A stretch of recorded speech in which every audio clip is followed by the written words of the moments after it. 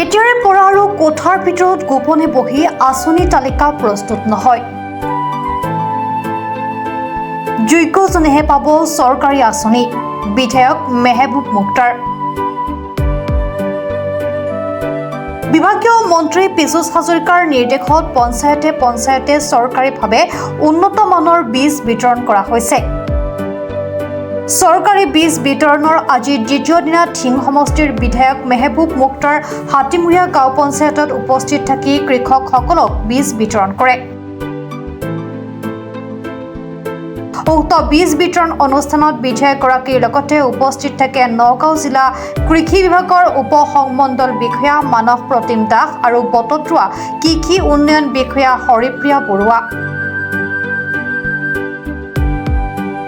সমষ্টি পুনৰ নিৰ্ধাৰণৰ ফলত কৃষকে সন্মুখীন হোৱা অসুবিধাৰ কথা উল্লেখ কৰি বিধায়কগৰাকীয়ে কয় যে হাতীমুৰীয়া আৰু তাঁতিকটা পঞ্চায়তৰ লোকসকল পূৰ্বে মৰিগাঁও জিলাৰ আছিল যদিও বৰ্তমান নগাঁও জিলালৈ অন্তৰ্ভুক্ত হৈছে, যাৰ ফলত কৃষকসকলে কৃষক পঞ্জীয়ন কৰাত অসুবিধাৰ সন্মুখীন হ'ব লগা হৈছে। বিভাগীয় মন্ত্ৰী পীযুষ হাজৰিকাক উক্ত অসুবিধাৰ কথা সংবাদ মাধ্যমযোগে অৱগত কৰি শীঘ্ৰেই এটা সমাধান উলিয়াবলৈ অনুৰোধ জনায়। জানে যে আমাৰ ধিং সমষ্টিটো এটা কৃষি প্ৰধান অঞ্চল। কৃষিৰ ওপৰতে আমাৰ খেতিয়কসকলৰ জীৱিকা নিৰ্ভৰ কৰে।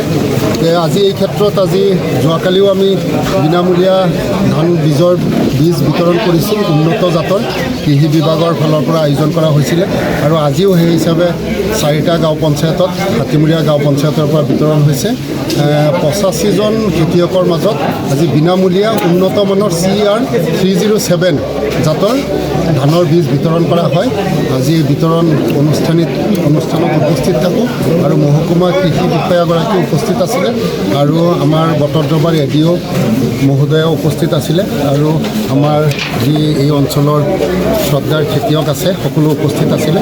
মই ভাবোঁ যে আজি এই বিনামূলীয়া বীজ প্ৰদান কৰাৰ ফলত আমাৰ শ্ৰদ্ধাৰ কৃষকসকল যথেষ্ট সকাহ পাইছে আৰু এই ক্ষেত্ৰত মই অনুৰোধ কৰিছোঁ যে পৰৱৰ্তী সময়তো আমি চৰকাৰী যিমান আঁচনি আহিব আমি এনেকৈ ৰাজহুৱাভাৱে আনুষ্ঠানিকভাৱে আমি বিতৰণৰ ব্যৱস্থা কৰিম। যে পূৰ্বতে যদি ক'ৰবাত নিশাৰ আন্ধাৰত বা ড্ৰয়িং ৰুমত বহি বেনিফিচিয়াৰী তালিকা তৈয়াৰ হৈছিলে, কিন্তু এতিয়া আৰু সেই প্ৰক্ৰিয়াৰে নহয়। এতিয়া যি হ'ব চৰকাৰী আঁচনি যি আহিব, আমাৰ বাজেট আছে, তাৰ পৰৱৰ্তী সময়ত হয়তো বিভিন্ন চৰকাৰী আঁচনি আহিব। চৰকাৰী আঁচনি অহাৰ লগে লগে আমি গাঁৱত এনেকৈ আনুষ্ঠানিকভাৱে সভাৰ জৰিয়তে ৰাইজক অৱগত কৰি আমি আঁচনিবিলাক বিতৰণ। এইটো মই আজি আহ্বান জনাওঁ, যিহেতু আমি আজি অলপ দিন আগতে আমাৰ নগাঁও জিলাৰ অভিভাৱক মন্ত্ৰী তথা অসম চৰকাৰৰ সন্মানীয় কৃষি মন্ত্ৰী ডাঙৰীয়াই আমাৰ এটা ৰিভিউ মিটিঙত নগাঁও আয়ুক্ত মহোদয়ৰ কাৰ্যালয়ৰ সভাকক্ষত তেওঁ আহ্বান জনাই গৈছে যে গোটেই নগাঁও জিলাৰ কৃষকসকলক তেওঁ অনুৰোধ কৰিছে যাতে কৃষকসকলে ফাৰ্মাৰ ৰেজিষ্ট্ৰেশ্যনটো অতি সোনকালে কৰে। আৰু আমি নগাঁও জিলাৰ ভিতৰত আমাৰ ধিং সমষ্টিৰ সৰ্বাধিক ফাৰ্মাৰ ৰেজিষ্ট্ৰেশ্যন আছে। আমাৰ আছিলে তেতিয়া আমাৰ হাতীমুৰীয়া আৰু তাঁতিকটা গাঁও পঞ্চায়ত ধিং সমষ্টিৰ, এইটো আগতে মৰিগাঁও জিলাত আছিলে। ডিষ্ট্ৰিক্ট ডেলিমিটেশ্যনৰ সময়ত এইটো নগাঁও জিলাত গৈছে। গতিকে নগাঁও জিলাত যোৱাৰ ফলত আমাৰ লেণ্ড ৰেকৰ্ডটো এতিয়াও মৰিগাঁও জিলাত আছে, যাৰ বাবে ফাৰ্মাৰ ৰেজিষ্ট্ৰেশ্যন কৰাৰ ক্ষেত্ৰত এটা বিসংগতি দেখা দিছে। মই এই বিষয়ে আজি মই ঊৰ্ধ্বতন কৰ্তৃপক্ষৰ লগত আলোচনা কৰিম, জিলা আয়ুক্ত মহোদয়ৰ লগতো আলোচনা কৰি পেলাই অতি সোনকালে কেনেকৈ এইটো এটা ৰাস্তা ওলাব পৰা যায় তাৰ বাবে ব্যৱস্থা কৰিম। আমি CR 307 উন্নত জাতবিধৰ ধানৰ বীজ বিতৰণ কৰোঁ। প্ৰায় 8.5 কুইণ্টল ধান আমি ইয়াতে বিতৰণ কৰিব ওলাইছোঁ।